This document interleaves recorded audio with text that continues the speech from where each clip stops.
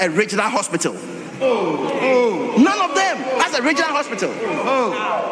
And so His Excellency the President has directed that with immediate effect we start construction of regional hospitals in the regions where there are none.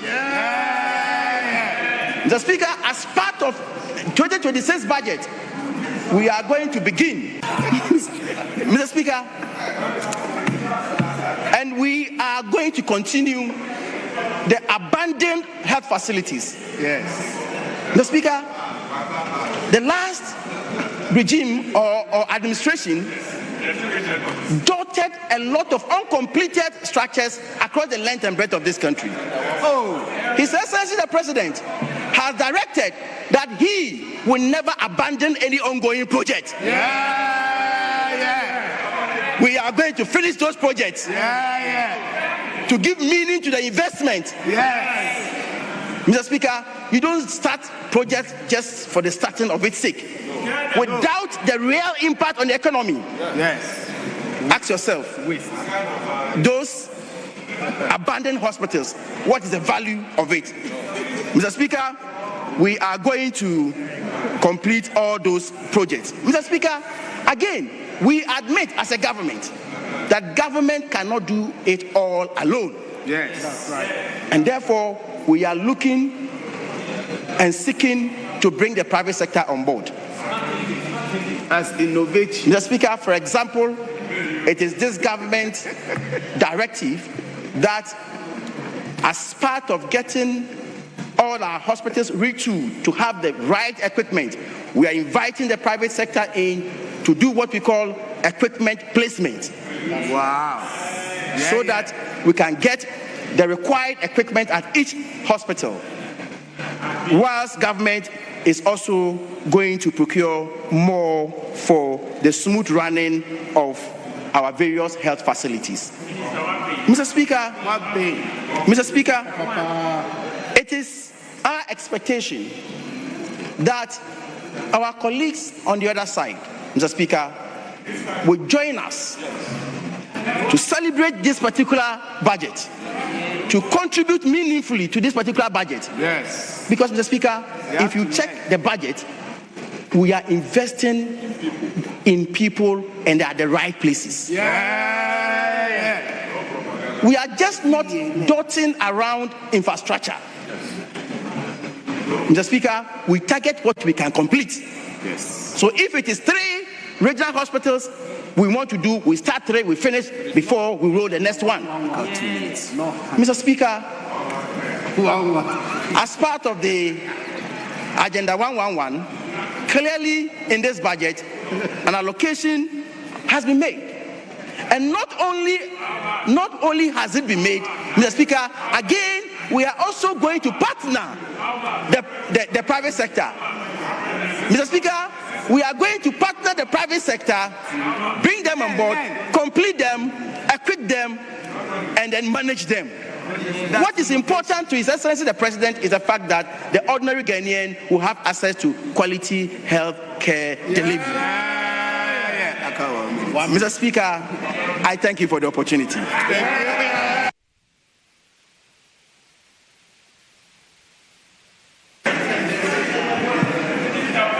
Honourable members, the member used just about 13 minutes out of his 15. But before we go to the next contributor,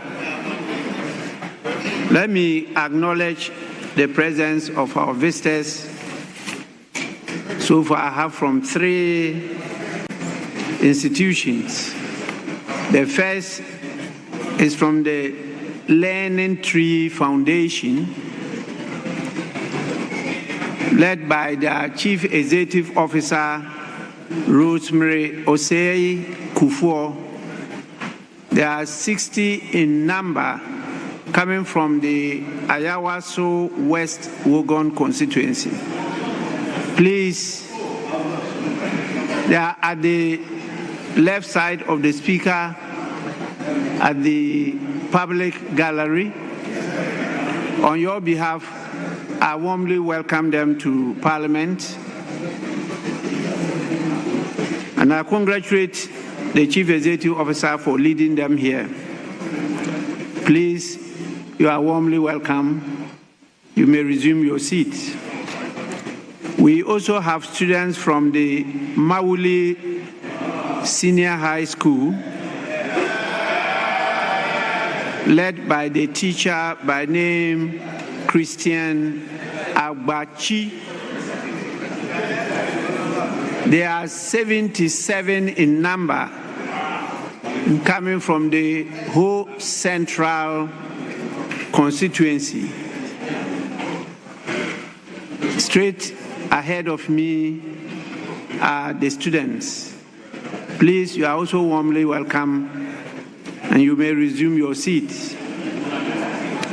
The third group is from the St. Paul Catholic Church, Sinasi Brekum. There are 36 in number, and they are led by the chaplain and financial secretary, James Ousu Ababiu and Anchi Augustine. As I said, there are 36 in number, and it's located at the Brekum East constituency. You are also warmly welcome, and please, you may resume your seats. We will now listen to the comments from the Minority Caucus in the person of Dr. Nana Ayew. You have 15 minutes. Right Honorable Speaker, I thank you as I take my turn to comment on the principles of the budget. Mr. Speaker, I've heard the Minister of Health speak copiously on the policy, and as I take my turn, I would want to say that there's a high level of inconsistencies. There's a high level of inconsistencies as far as this budget is concerned. Mr. Speaker, I'm not sure the resetting is actually adjusting. I'm not sure the resetting is adjusting. Mr. Speaker, if you go to paragraph 590, it says that, Mr. Speaker, the ministry continue to expand access to quality health care in line with the universal health coverage roadmap.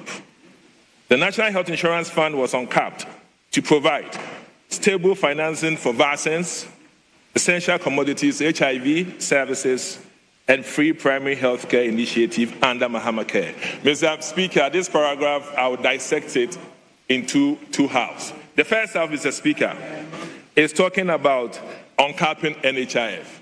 Mr. Speaker, this doesn't sit well with the people of this country. Mr. Speaker, if you talk about uncapping, last year, the envelope was 8 billion, capped to 6.8 billion.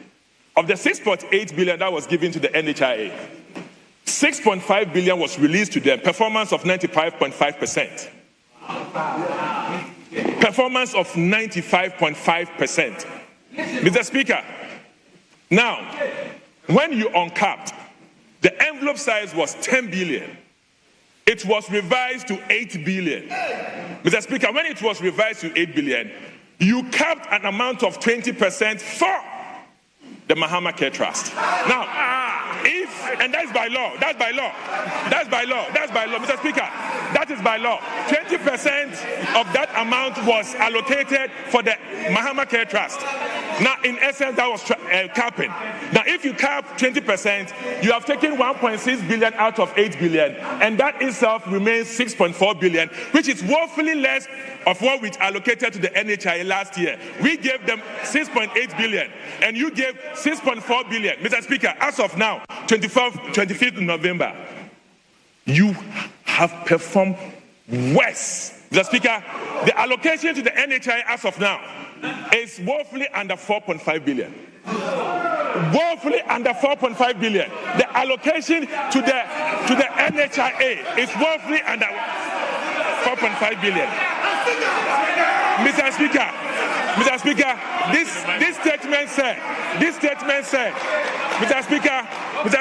statement said, we are uncapping to make funds available. Honorable but if member, you uncap and cap, honorable member, please, just a minute. We're taking note of your timing, so nobody will take a minute from you. Yes, Honorable Minister. Mr. Speaker, with respect, my colleague is misleading the House.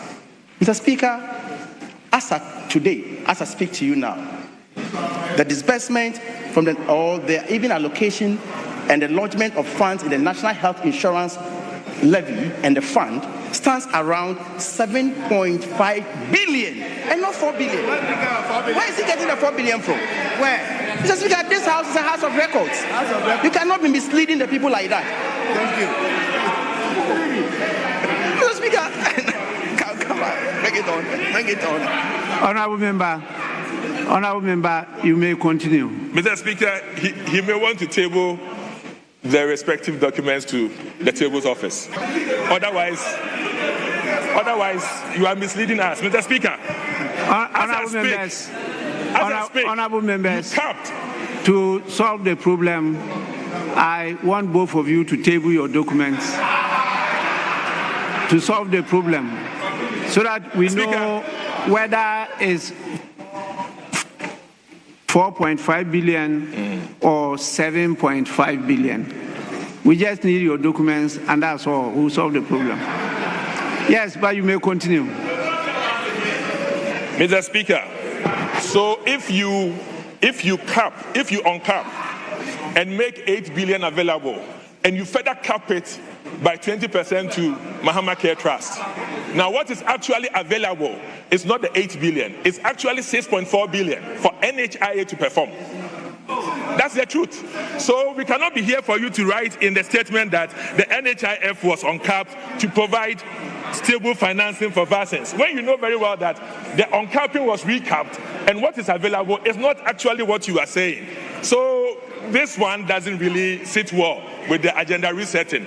Mr. Speaker, then again, you look at the statement of the minister. He says that, and the free primary health care initiative under Mahama Care. This is confusing. Mr. Speaker, Mahama Care, you are saying, is for specialist services. Mahama Care, you say, is for non-communicable diseases. Then again, you come and say in this statement that we are making funds available as we made it for Mahama Care to take care of Mahama Care, including free primary health care services. So the free primary health care services, are we further smuggling that to be under Mahama Care to further compete with other financing allocation to the NHIA? This is inconsistent. This is so inconsistent. Mr. Speaker, I'll move on. As I move on, I come to the principles of the budget. You didn't talk about blood, the lifeline of the human and the lifeline of this country. Mr. Speaker, today, I say, and I tender in this document, that Zipline is decommissioning. Is decommissioning 4 of its centers. 3 of its centers. Center 4, Center 5, and then Center 6. What does this mean? There has been non-engagement. There has been non-engagement and also inability for government to provide funds for Zipline. Mr. Speaker, the allocation this year was 20 million, knowing very well that you owe Zipline as of now 175 million. Mr. Speaker, what this means is that as this letter says, they are shutting down these 3 centers. The Enum Center supplies the whole of Volta region. It supplies part of Eastern region and the Afran Plains. Mr. Speaker, they are also shutting down the Western North, Seshi, the minister's own backyard. Seshi, we are also distribution center. That means that they are not supplying blood, medicines, vaccines to the whole Western North, part of Western region, part of Central region, Ashanti region, Ahafo, Bono. Mr. Speaker, they are also shutting down, effective today, Table Office. the Karachi Distribution Center.